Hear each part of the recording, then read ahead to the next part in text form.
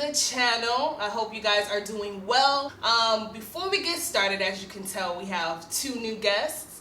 They're about to introduce themselves right now. Hi, my name is Stacy. Hi, I'm Pauline. Shout out to your YouTube channel. Yes, I have a YouTube channel called Auntie Pauline. If you want to learn more about Christ or just laugh, go ahead and subscribe. Yes, her channel is going to be right down below. Make sure you guys check out her page, subscribe, and share to others.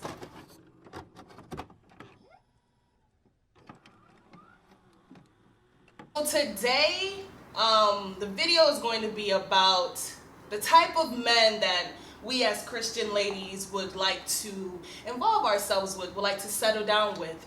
But this time we're going to do a twist. We're going to compare the type of men that we would want to settle down with the men in the Bible. So right here we have a list of names of the men in the Bible, good, bad, in between. And pretty much we're going to draw out their names and see if we would marry them or dump them. This is the Christian edition, okay?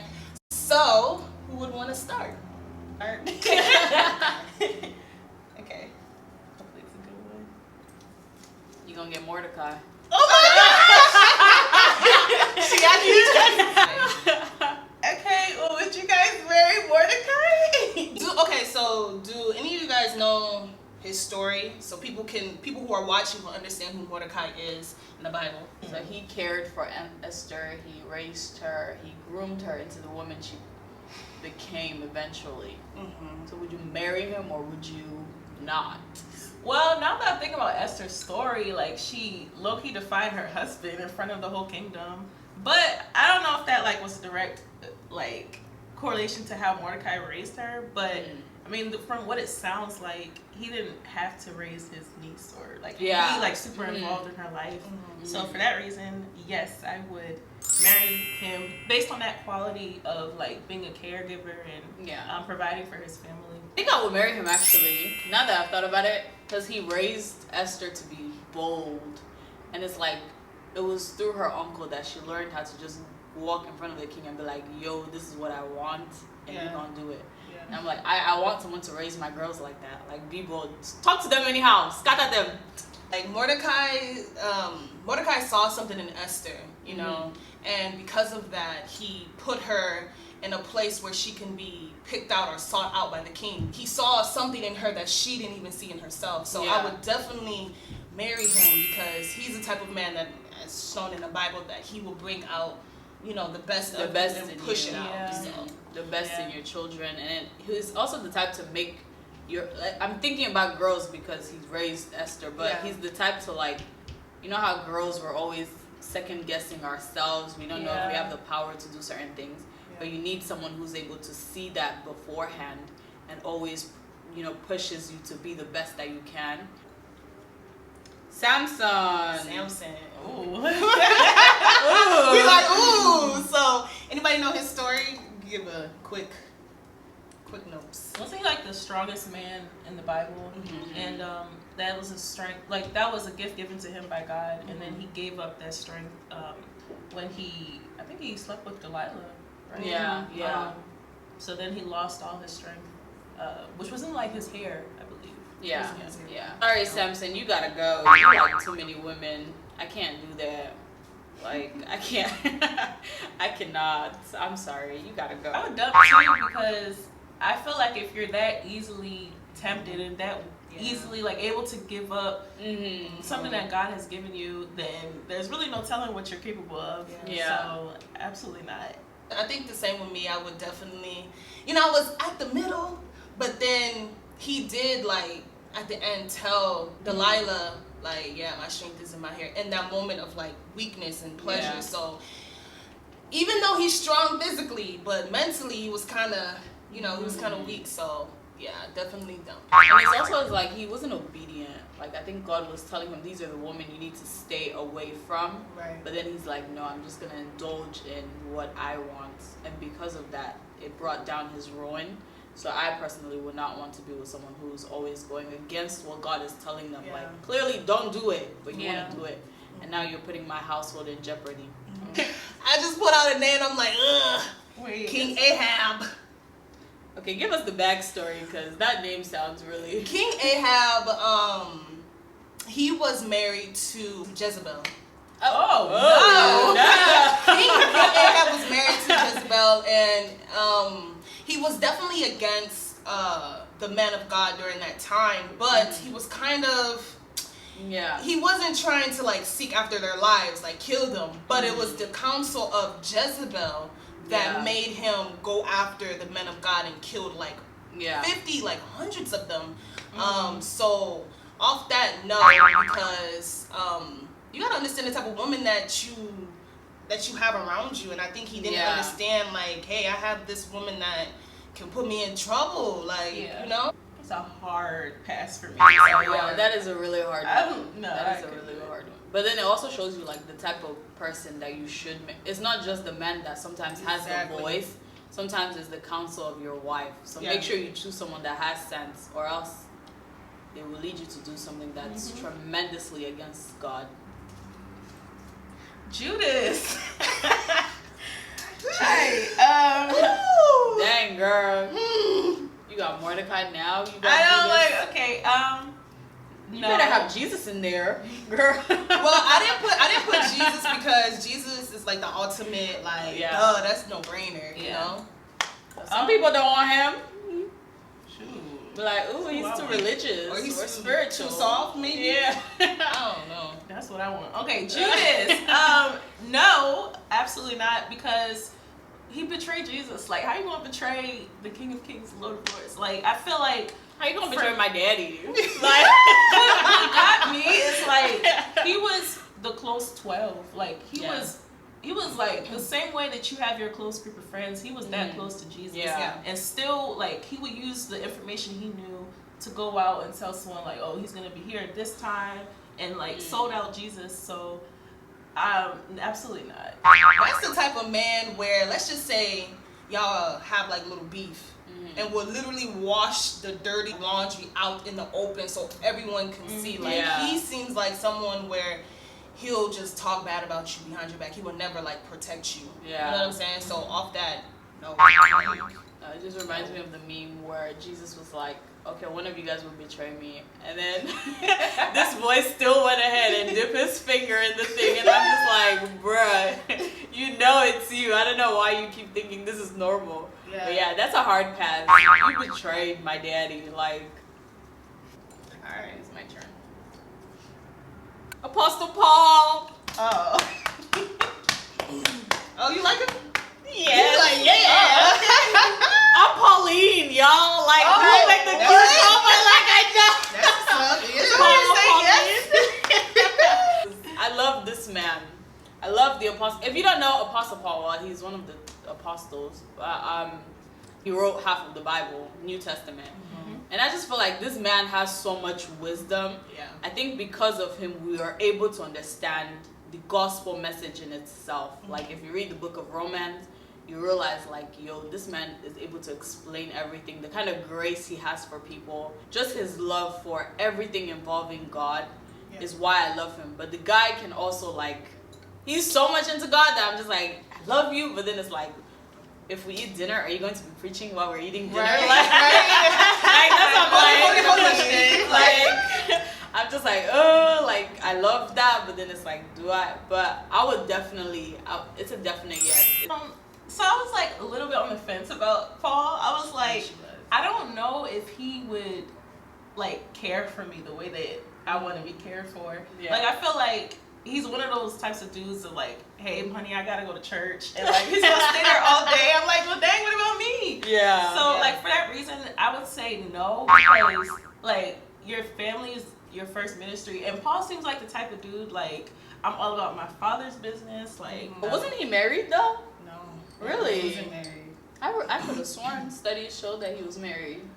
Paul's single as a Pringle. He was single, and he was proudly single. Like, he's the one that even preaches for singleness. Okay. Yeah. He's the one that's like, I'll suggest you guys to be single, because he felt like marriage was kind of like another chore, another duty, and it could possibly take away from number one duty that we have, which is to focus on God and to preach the gospel. So definitely, I'm gonna side with you, Stacy, on that, because even though he's good, he's smart, wisdom, everything, I just feel like he wouldn't be a good husband. And I think he knows that too. I think that's why he didn't marry or have kids, because I think he knew that he wouldn't be able to invest that time that is needed in a marriage.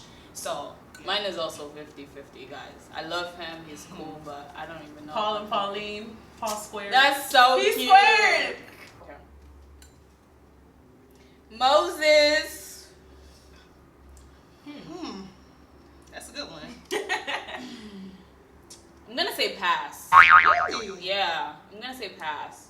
He was very, like, he literally had excuses when God would ask him to do the simplest thing. Like, God would be like, go to Pharaoh. He'd be like, but I can't speak. I stutter.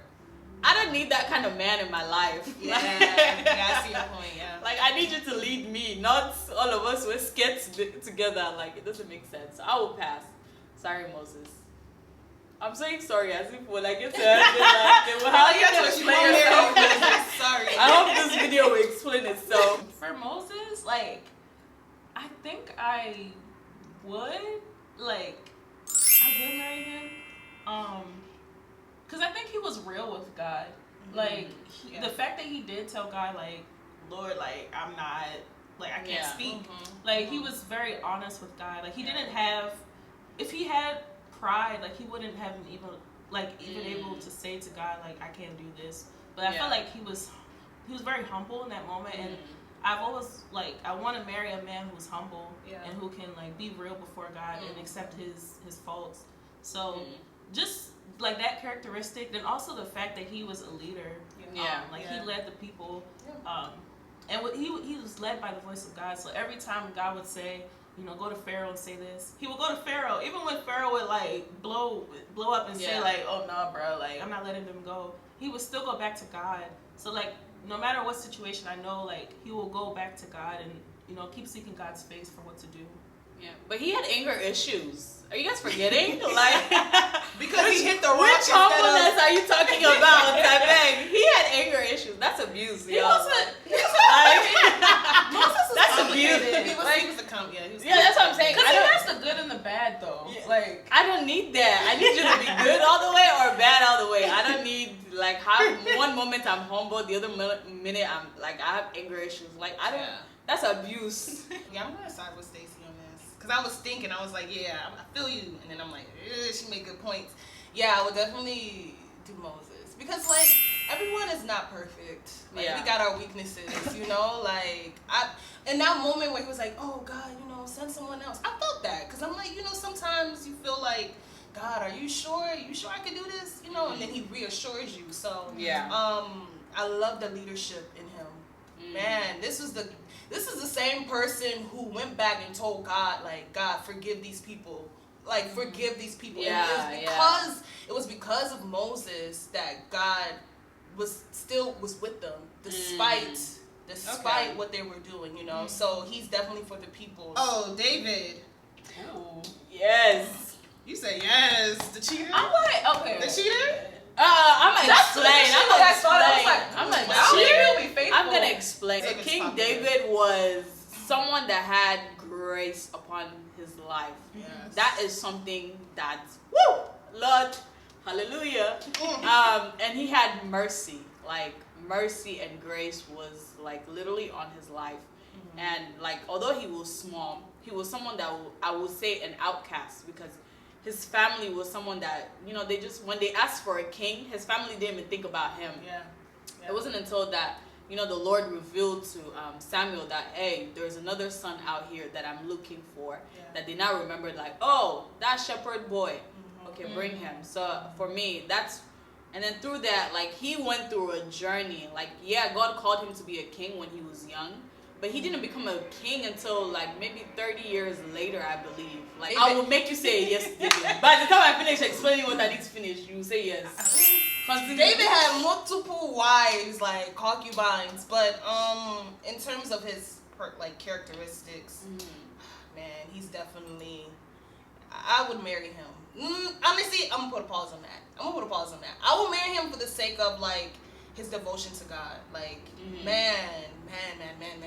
Like this is the little boy that came before a big giant and was like, I'm going to kill you and I'm gonna chop off your head. And he did that, like boldness, like That's a leadership quality. That's the type of man that I would want to associate myself with. Just that boldness, like, hey, like, we can do this. I got you, you know.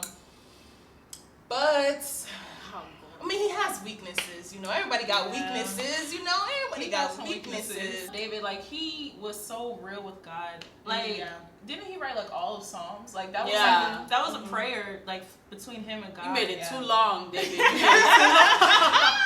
Because every time I get to 50, I'm like,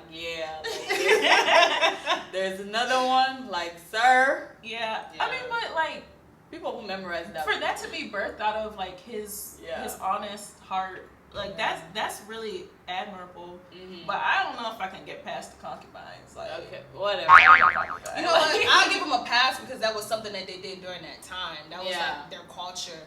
David is the type of person where if he would do one sin, he would never go back to that sin. That's so true. On that note, I would marry him. And also, like, okay, I have so many different reasons why I love David. Like, let's hear it. Number one, David is someone that learns from his mistake. Because even though he married so many wives, he told his son, go and stay with one person. Like, he literally told his son, like, don't do what I did because that will bring trouble within your household. But it was up to his son to either go with his father's advice or not. But Solomon decided to go a whole different route. Solomon broke and my then heart. number two, David is so real. I love David, y'all. Like, that's your number one. That's my number one. I finally found the love of my life after Jesus is David. Like, you know.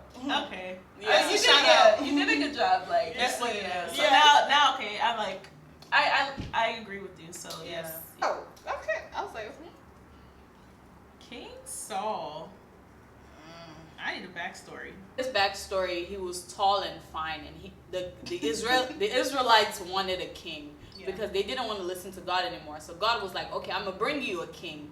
So he picks this person named Saul, and Saul had a good relationship with God at first, but it wasn't until they went to battle, and then the prophet told him, okay, whatever you do, make sure you destroy everything. Saul didn't listen. He went there and he kept some things, and that made God really mad to the point where God was like, you know what, I'm gonna leave you. Like, I'm just gonna leave you. And that's when he started getting tormented by all these spirits, and David had to come in with his heart. God handpicked him and sent him to this place to be king over them. And then what he was supposed to do wasn't fulfilled because he didn't obey God fully. So pass. Because if for a man to lead your home, like, you gotta obey God fully. Because I'm attached to whatever decision you make. So if you hear from God initially and you are hold on. Like, I'm attached to the decision you make. That's serious. True. Please, guys, let's use our senses. I'm attached to the decision you make. It's serious. Like, if you obey God, you know, starting out, but later on down the line, God keeps giving you direction and you're not obeying. Like, now you're gonna bring like whatever else can be attached to it, like, and we fall out of the blessings of God, and I don't want to be attached to that. King Saul, like, he, you know, when you think of that time, the people were looking at Saul like, oh my gosh, physically, like, he fits the description of how a king should be. Tall, you know, built, good looking, but deep down, he wasn't, you know, he wasn't what he was supposed to be. And a lot of times, I would say some women get like trapped in the physical appearance of a man, and then they get into a situation, and because you got, you know, into that situation by the physical appearance, and then when he starts showing his true colors, you're like, oh, you ain't shown me this before, but like, you saw this characteristics before. You were just blinded by how he looked. And so Saul, even though he had the characteristics, you know, he didn't do what God told him to do. And off that, no. Saul, you trying to kill David. What's wrong with you? David. Like, what's wrong with you? Like, David didn't even do anything. He kept protecting you. So